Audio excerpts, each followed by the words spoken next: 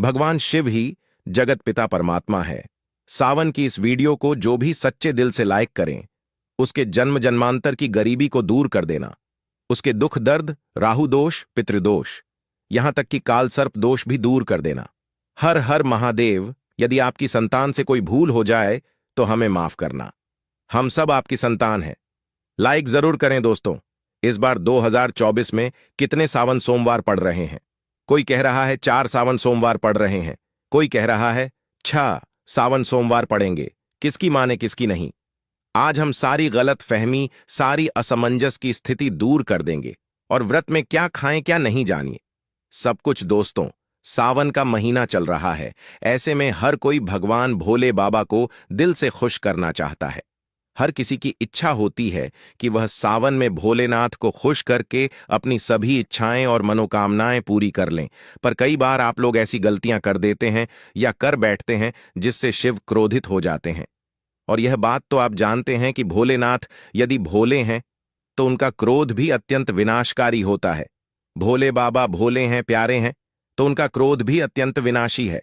दोस्तों, इसलिए अगर आपने या आपके घर में किसी ने व्रत रखा है कि आप सावन को पूरे विधि विधान से पूरा करना चाहते हैं, तो आज के इस वीडियो में जो बातें बताई गई हैं उनको ध्यानपूर्वक सुनकर समझ लें। दोस्तों, सावन में कई ऐसे काम होते हैं जिनको करना वर्जित माना गया है। दोस्तों, अगर भोले बाबा की कृपा हो जाए तो काल भी आपका कुछ नहीं कर पाएगा, क्योंकि कालों के काल है महाकाल। इसीलिए अगर आप भी महादेव की कृपा पाना चाहते हैं तो सच्चे दिल से कमेंट बॉक्स में लिखें हर हर महादेव, नमः शिवाय और कमेंट में अपनी राशि जरूर दीजिएगा। यदि हमारे पास सावन में आपकी राशि के अनुसार कोई उपाय होगा तो वह आकर हम आपके कमेंट में जरूर बताते हैं और आपको बड़ा लाभ होगा। दोस्तों, सावन सोमवार व्रत में क्या खाएं क्या नहीं खाएं?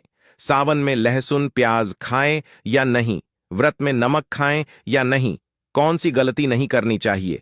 पति पत्नी को दूरी बनानी चाहिए और कौन से रंग के कपड़े नहीं पहनने चाहिए? ऐसी कौन सी गलतियां हैं जिसे सावन के दौरान हमें भूलकर भी नहीं करना चाहिए? और मंदिर में जो एक लोटा जल रखा जाता है, उस जल का हम क्या करें? पी जाएं या तुलसी में डाल दें या पेड़ पौधों में डाल दें या इस जल से स्नान करें?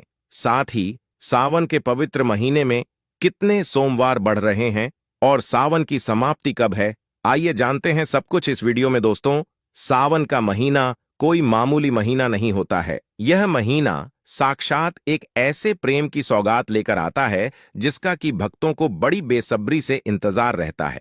सावन का महीना इतना पवित्र होता है जिसका आप अंदाजा भी नहीं लगा सकते। सावन जब गरजते हैं तब धरती माता का शुभ, अत्यंत मंगलकारी विशेष स्नान होता है।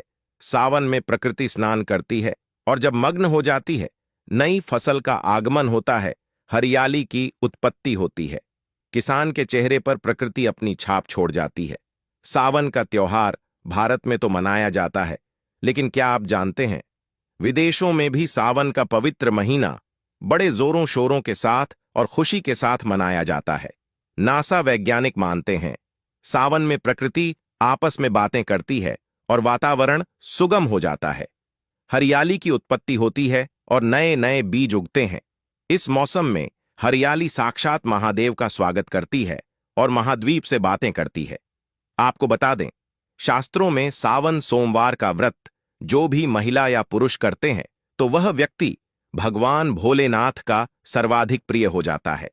ऐसे व्यक्ति को भगवान भोले बाबा अपनी शरण में ले लेते हैं।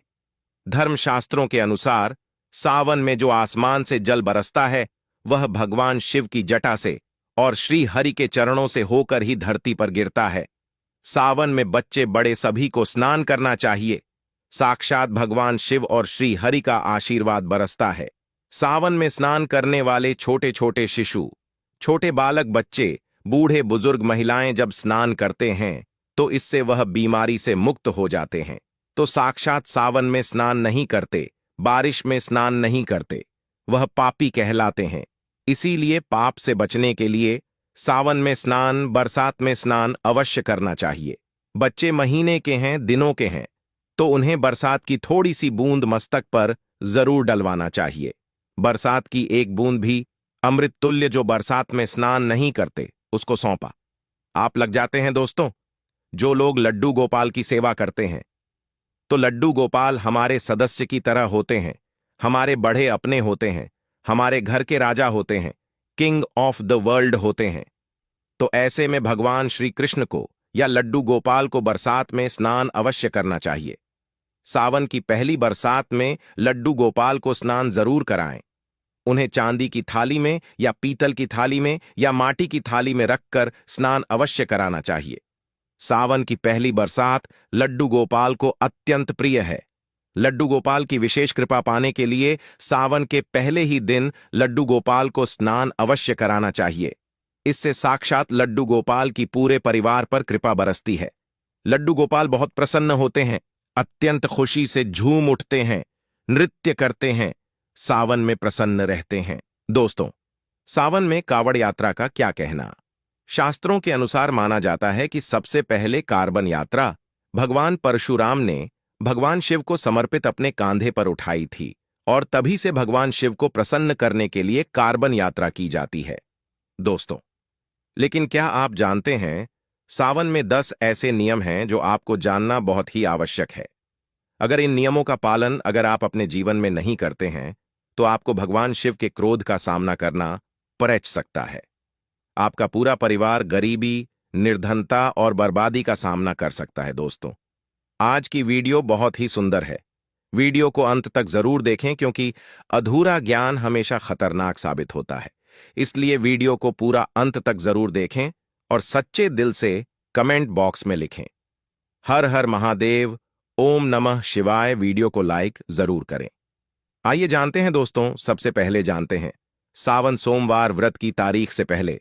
सोमवार का व्रत 22 जुलाई, दूसरे सोमवार का व्रत 29 जुलाई, तीसरे सोमवार का व्रत 5 अगस्त, चौथा सोमवार व्रत 12 अगस्त, पांचवां व्रत 19 अगस्त को रखा जाएगा। इस सावन का पवित्र महीना 22 जुलाई को पड़ा है और इसी दिन सावन का पहला व्रत सावन सोमवार पड़ा है, जो कि बहुत ही शुभ और अत्यंत दुर्लभ मंगलकारी माना जा रहा है। पहले दिन सावन सोमवार का व्रत विशेष है, दुर्लभ है, कई सैकड़ों सालों के बाद जाकर के महासंयोग आ रहा है। इस शुभ दिन पर लाखों करोड़ों श्रद्धालु लोग व्रत अवश्य रखेंगे और व्रत में कई ऐसी चीजें खाएंगे जिससे व्रत की पूर्ति होगी। शिव व्रत श्रावण सोमवार व्रत पूर्ण माना जाएगा। लेकिन ऐसे में हम जानते हैं व्रत में क्या खाएं और क्या नहीं खाएं। दोस्तों, अगर आपने सावन सोमवार का व्रत रखा है तो आप इस दिन सात्विक भोजन ही करें। यह निर्जला व्रत नहीं होता, इसलिए इस व्रत में सेंधा नमक बनी चीजें खा सकते हैं। अगर आपने फल खाने पर संकल्प लिया है तो नमक भूलकर भी न खाएं। आप फल वगैरह ही खाएं और कुछ मत खाना। व्रत में बाहर का गन्ने का जूस पीना, उसमें नमक पड़ा होता है। बर्तन कोई कितना भी साफ कर लें, नमक रह ही जाता है। बाहर का जूस भी मत पीना, उनके बर्तनों में भी नमक पड़ा होता है जो हम घर में देखभाल कर लेंगे। व्रत की वह बाहर नहीं कर पाएंगे और वह नमक आपके मुंह तक जाएगा तो आपका व्रत खंडित हो जाएगा। व्रत में डिब्बा बंद जूस नहीं पीना चाहिए, उसमें कई केमिकल पड़े होते हैं जिससे व्रत टूट जाता है। और व्रत में लंबे समय का रखा हुआ भोजन कभी नहीं करना चाहिए, वह दूषित भोजन कहलाता है जिसमें विष होता है। दोस्तों, सावन में कई बार शुक्रवार का दिन पर जाता है तो खट्टा भूलकर भी मत खाना, क्योंकि माता संतोषी इस दौरान जागृत अवस्था में हो जाती है, वो रुष्ट हो जाएंगे। इस दिन आप पानी पूरी, इमली की चटनी वगैरह, खट्टे फल वगैरह जाने अनजाने में भी मत खाना, क्योंकि इससे माता संतोषी क्रोधित हो जाएंगे। एक बार माता संतोषी रुष्ट हो गई तो आपको जिंदगी भर कष्ट भोगना पड़ेगा। माता रानी भोली है, पर सावन के महीने में जो भी शुक्रवार के दिन खट्टा खाता है उसे परेशानी और माता के क्रोध का सामना करना ही पड़ता है। सावन में साधारण नमक फलों पर लगाकर या अमरूद के बीच में भरकर भूलकर भी नहीं खाना चाहिए। आप सेंधा नमक फलों पर लगाकर खा सकते हैं। सावन के व्रत में चाय पी सकते हैं, लेकिन चाय में नमक मत डालना, इससे हड्डियां गल जाती हैं। सावन के व्रत में दूध नहीं पीना चाहिए, इससे भगवान शिव क्रोधित हो जाते हैं। सावन में हल्दी मिलाकर दूध पीने से भयंकर श्राप लगता है। सावन में बच्चों को दूध पी लेना चाहिए, पर घर में बड़ों को दूध नहीं पीना चाहिए। यदि कोई बीमार है, किसी कारणवश यदि दूध की आवश्यकता हो तो उसे पी लेना चाहिए। यदि सावन का व्रत अगर आपने मीठे पर रखा है तो आप मीठी मीठी बर्फी भोग लगाने के बाद खाइए। शिव को भोग लगाने के बाद खीर पराठा या दही पराठा खा सकते हैं। मीठी मिश्री खाएं या आटे का मीठा मीठा चीला बनाकर आप खा सकते हैं। यदि व्रत छत पर्दे पर रखा है तो आप चाहें तो सेंधा नमक से बने आलू के पकवान खा सकते हैं। आलू की सब्जी कुत्तू के आटे की रोटी के साथ खा सकते हैं। सादा दही में डालकर खीर खा सकते हैं। धनिया खा सकते हैं। लौकी कद्दू की सब्जी भी खा सकते हैं। और आटा खाते समय आटा ध्यान से देखें, पुराने में कीड़े पड़ जाते हैं जिससे आपका व्रत खंडित हो सकता है। व्रतधारी को सावन सोमवार के व्रत में बेसन, मैदा, सत्तू, अन्न और अनाज का सेवन नहीं करना चाहिए। सावन में जितना जल्दी हो सके, सावन शुरू होने से पहले यदि घर में आपके बैंगन की सब्जी या साबुत बैंगन रखा हुआ है, जो कि बैंगन को इंग्लिश में बंजर बोलते हैं, यदि घर में हो तो तुरंत हटा दें। इससे भगवान शिव अत्यंत क्रोधी हो जाते हैं। सावन में यदि पालक का साग रखा है तो घर से बाहर फेंक दें। साग सब्जियां सावन में खाना वर्जित होती है। खासकर बैंगन तो घर में भूल कर भी नहीं रखना चाहिए, नहीं तो घर हो जाएगा कंगाल। भगवान शिव क्रोधित हो जाते हैं। सावन में घर में बैंगन रखने से विनाश होता है। इसके अलावा अन्य किसी भी व्यक्ति को मांस, मदिरा, लहसुन, प्याज इत्यादि का भी सेवन नहीं करना चाहिए। वहीं व्रत रखने वाले व्यक्ति को धनिया पाउडर, मिर्ची पाउडर, सादा नमक का सेवन भूलकर भी नहीं करना चाहिए। मसाला या पैकेट पर सामग्री बिना पढ़े कोई भी डब्बा बंद पैकेट कुछ भी नहीं खाना चाहिए। 90% डब्बा बंद सामान में पैकेट में लहसुन प्याज बड़ा होता है। आप कभी ग्रेडियंट पढ़ सकते हैं। लहसुन प्याज सबसे ज्यादा इस्तेमाल होता है डब्बा बंद चीजों में और सावन में। यदि हमने गलती से यह चीज खा ली तो हमारा व्रत टूट सकता है। सावन में चाहे आपका व्रत हो या ना हो, किसी भी व्यक्ति को खड़ी पकौड़ा नहीं खाना चाहिए। और वहीं पत्तेदार सब्जियां, पालक, मेथी, लाल भाजी, बथुआ, पत्ता गोभी जैसी सब्जियां या साग सब्जियां भूलकर भी नहीं खानी चाहिए। यह जहर के समान मानी जाती है। इसमें कीड़े आ जाते हैं। सांप, बिच्छू बगैर है आ जाते हैं। और जो भी व्यक्ति सावन में बैंगन की सब्जी खाता है उस व्यक्ति को घोर पाप लग जाता है। इसी कारण लोग द्वादशी और चतुर्दशी पर बैंगन नहीं खाते। पत्तेदार सब्जियां क्यों नहीं खाई जाती, इसके पीछे एक कथा है, मैं आपको बताऊंगा दोस्तों। सावन के पवित्र महीने में कौन सी गलतियां नहीं करनी चाहिए।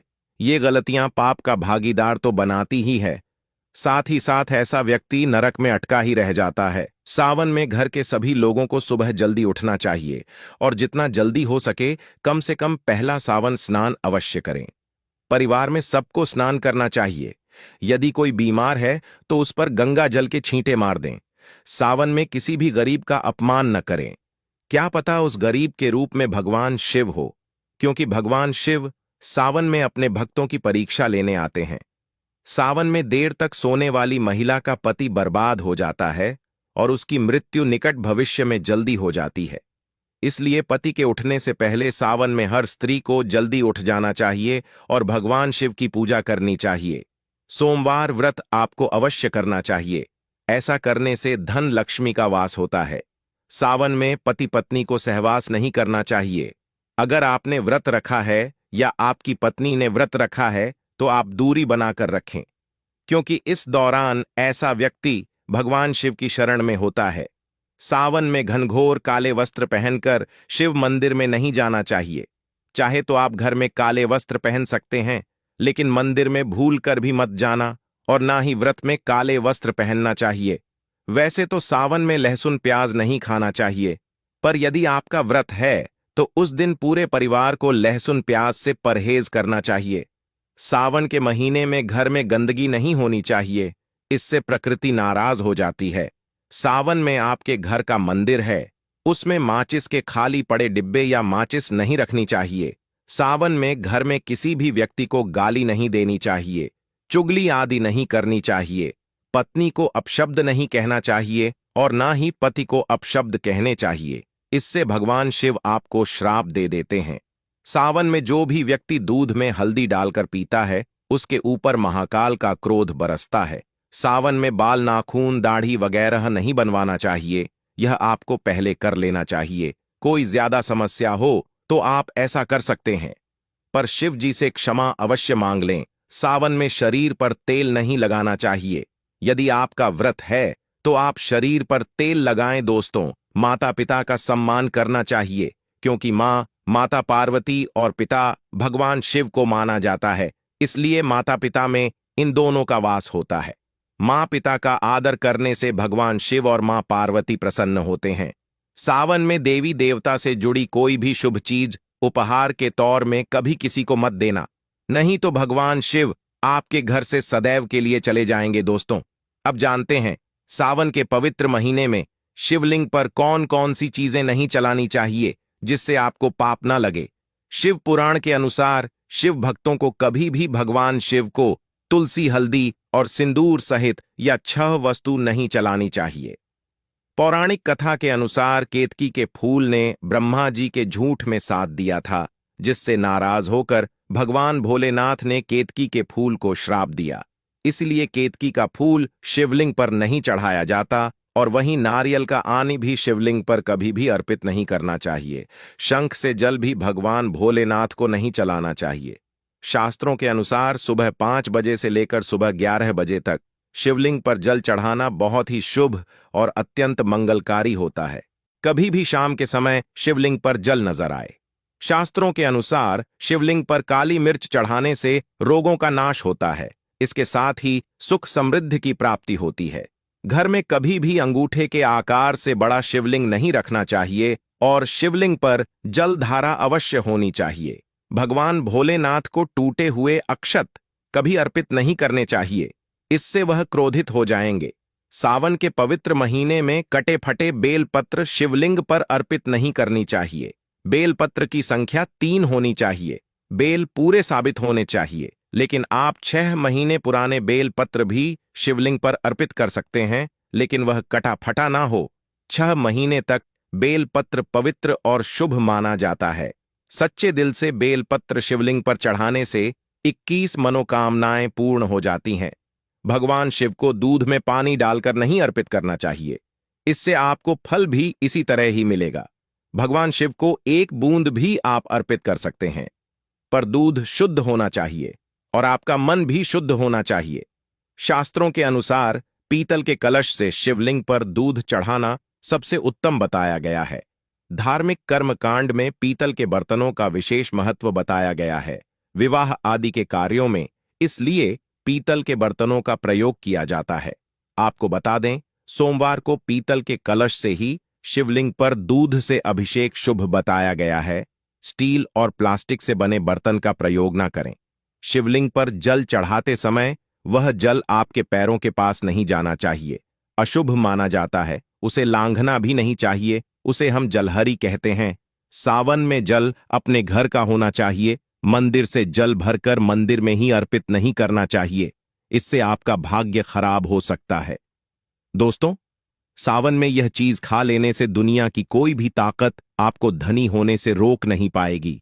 मैं ईश्वर की सौगंध खाता हूं, अगर आपने सावन में यह चीज खा ली तो आपको करोड़पति होते देर नहीं लगेगी, लेकिन सच्चे दिल से ही खाना है। आइए जानते हैं, सावन में शिव भक्तों को शिवलिंग पर चढ़ा हुआ प्रसाद के रूप में धतूरा जरूर खाना चाहिए। इसे आपको ज्यादा नहीं खाना है, बस अपनी जुबान पर हल्का सा टच करना है। ज्यादा खाएंगे तो आप बीमार पड़ जाएंगे, इसलिए बस टच कर लें।